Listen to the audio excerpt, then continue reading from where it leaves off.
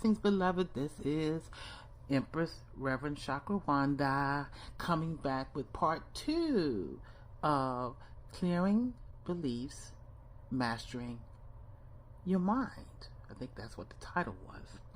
So, please make sure you look at part 1. And I want you to take a look at this next video.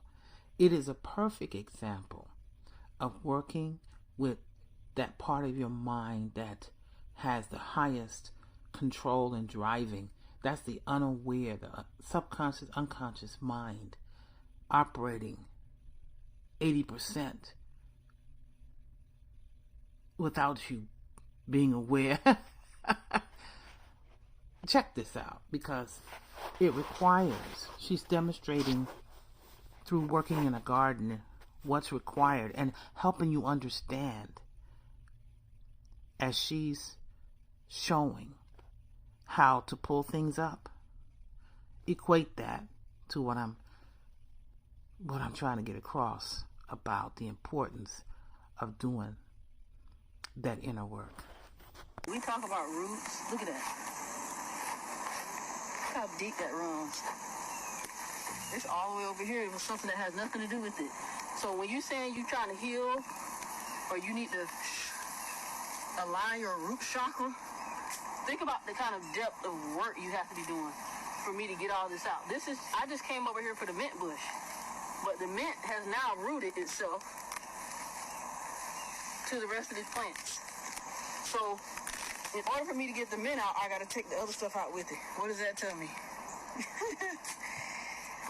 As I'm pulling, it's telling me you're always going to be toiling your soul, just like I'm toiling the soil. If you don't pull deep work from the root, you won't get it all. What is all? All is the stuff that's connected to it. So you think, oh, I just need to heal my mama trauma. Oh, no. Your mama trauma is connected to your childhood issues. Your mama trauma is connected to your abandonment. Your mama trauma is also coming up. What that is going to come. Oh, this feels so good. I'm even getting liberated as I'm pulling. You wonder why all your relationships fail, because they're connected. Yo, but I got a new person. No, you still connected. Y'all see this? I'm going all the way around this bed. The new person not going to do it because it's still connected to your soul down here. So you have to do soul work in order to clear out the stuff that you think is on the surface. It's not on the surface. It's in the root. And I'm going to show the chart again. And what I'm talking about is this awareness that we as human beings, we as divine, beautiful spirits operating in the physical vessel upon birth till 7 years old is a critical time where we are imprinted, where we are programmed. And I don't mean that to be negative words, but it's the truth that you are receiving everything in from the world, even in the last trimester in your mom's womb. Why is that significance of understanding how important that is? Because you, beloved, some of you, I'm going to talk to just one of you, you've been navigating in your life from the viewpoint of the third dimension. I want you to Google third, fourth, and fifth dimensions, and that's actually, scientists have identified that there are actually 10 dimensions, okay? And we on the planet are living in the third dimension. And you can Google what it says about the difference between the awareness of the third, fourth, and fifth. It is not something outside of you, beloved. You're actually moving in between those dimensions of awareness all day long. So let's go back to when we're born. We are taught how to operate the physical vessel. Go look at part 1. I'm not going to go over everything with regard to that. But on the chart that I'm showing you about the mind, that there's 2 pilots that operate your mind. One operates it at 20%. The other operates it at 80%. The subconscious, unconscious part of your mind that you're not even aware of is operating, and what you see out picturing in your personal world universe is a result of what has been imprinted in your unconscious, intentionally or not. It's a part of the human condition. And then as time goes on, for those that will spiritually awaken, so see it as this. Spiritual awakening is where the conscious awareness of yourself realizes that the ship that you're in is not being operated on the top floor. You know what I'm saying? There's stuff going on underneath, in which, fast forward, I'm talking to one person or multiple people, maybe just one. Let me focus this, bruh. Some of the things you've been going through that seem to be repetitive, some things you think that you have gotten over, triggers within yourself, and then it comes back like a firestorm with the same emotions. It's like a file drawer opened up within you and said, oh, this is the vibration that is like all those other situations. Triggers from how your subconscious was coded and took in and believed when it comes to every area of life. Let's talk about relationships. You know, there's a big thing. There's a constant dialogue and conversation out here when it comes to dating. And I'm going to specifically speak about the melanin population, because that's the population I'm from, as well as that I'm attracted to as a single woman, the melanin man. So I'm going to drill it down to what I see. It's interesting. The dynamic of people inability to get together. People want to date. People want to have mates. Let's go back to when we were born. There were programs of what we observed. Maybe you had the blessing of growing up in a, you know what? That's no more than a blessing. Growing up in a two-parent household is no more of a blessing than it is a person not having two people. Because sometimes even in the household, the two parents aren't even on the same accord. So that's another story. But what you were exposed to from your mother's womb till you were born, and what you observed of the interaction between those that brought you into the planet. People have different situations that they're born into. Say, for instance, as a mother, father, married situation, 3.5 kids, white picket fence. But you saw your dad not really interacting with your mom. Or he go to work, he bring home the bacon, the money for the bacon or whatever. And mom does her own thing. Or maybe you were in an environment where you saw nothing but love. Or you were in an environment where you were single. Well, your mom was, you were raised by a single parent, mother or father. So everything that was going on, hopefully your parents, if they didn't stay together or got divorced, whatever, they treated each other right. But if they didn't, meaning there's arguments going on and not even verbal expressions, an infant that can't even speak, if it's in the same room as an argument that went on, it's absorbing. The baby is absorbing that. And some of you who already have adult children, I'm talking to y'all, to you sis, to you bro. Look at your children now. Are they going through some of the same things that you went through when it comes to relationships or finance or how to just navigate life in any area? Are they going through the same thing? They've been programmed. See that there's something already, there's a record player going on. There's something plugged up that's playing. A repeated thought, a repeated feeling, a trauma and you haven't taken time to go in the basement and do some clearing. Yeah, clearing the beliefs. And how to do that? That's what I do. I teach about it. There's many ways with tools that you already have within you. And the first tool is examining a thought, sensing the emotion, if any, with that thought before it goes further and imprinting in your subconscious mind. Examining feelings that come up, asking the question, is that really true? Is that something I took on? Is that something that was imprinted? It takes time.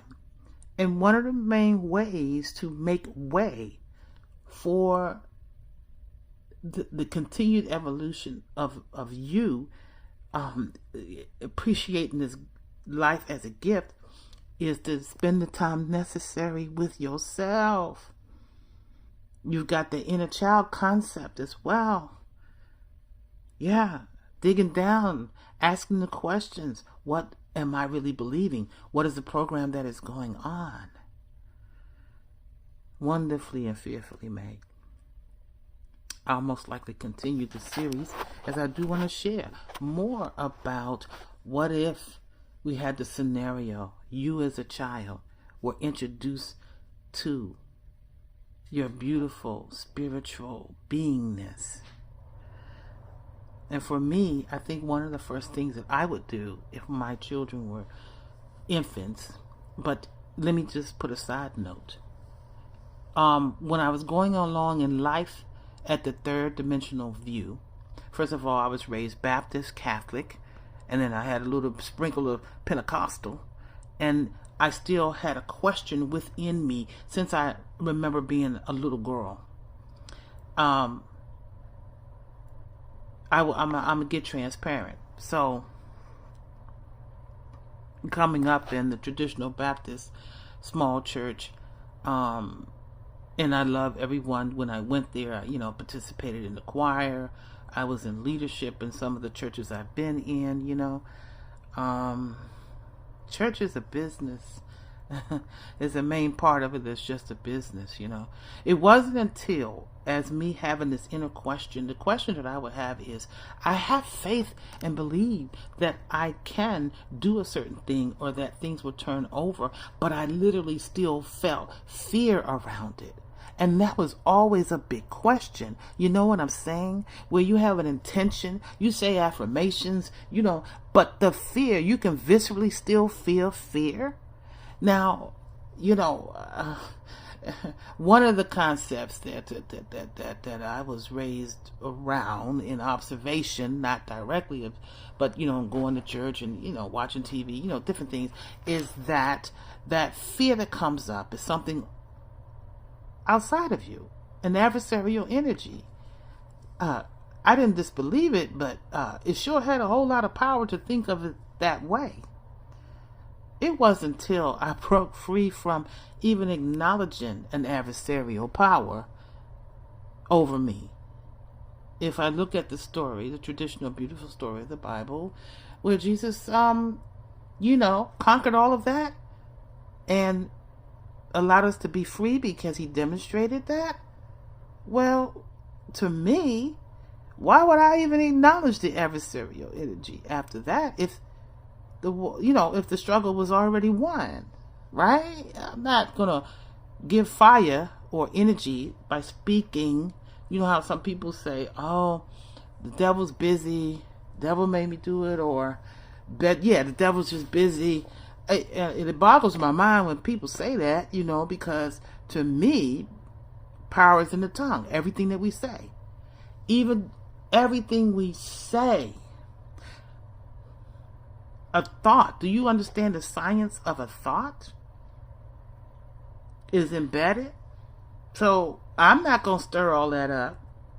I'm not going to continue to live my life being afraid of something on the outside. So I began to look at why the feeling of fear. And it wasn't until years later that I understood that I needed to do the excavation, the inner work. And there's no deadline or time frame It's just until that is transmuted, and to reprogram yourself with affirming word. So yeah, that was a pure revelation. So as where I am now, as I have mentioned, there's a shift and a change that's occurring in the work that I do, life work. And I've come to the conclusion that, you know what? Work. The energy of work is, I've retired from the energy of the idea of working. I am choosing to be in the energy of flow and flowing in service. I was just reading about a reminder about getting in the flow state. I mean, an actual conscious, high level way of beingness. And that is through mindfulness. A technique of mindfulness gets you into that flow. And I heard in my spirit, as I was staying open to solution to replace the work, the idea of working. And I heard in my spirit, relax. It's okay to retire from working. Go to the next level. And for me, that is flowing in service. So I've been rebranding my ministry of offerings. I'm not a traditional minister that goes and preaches, but I do travel, and I use sound healing as an entryway for bringing grounding and peace vibe to, as I facilitate, or over the summer in 2023, I launched Lake Therapy, Sound Healing by the Water, and I had events at different lakes on Sundays. It's like church in nature. And so I'll launch that again this spring. There's an upcoming event I'm doing January 28th, and it's called Life Visioning for 2024. Identifying and clearing limited beliefs, which resets you into peace, right? So when I think about flowing in service, there are many different offerings that I'll be sharing, for my local community, and knowing that I can be easily to be sustained through that as a spiritual teacher. I'm also been increasing my presence on YouTube, and I would love if you visit, go check it out. I have playlists, the projects I've been working on.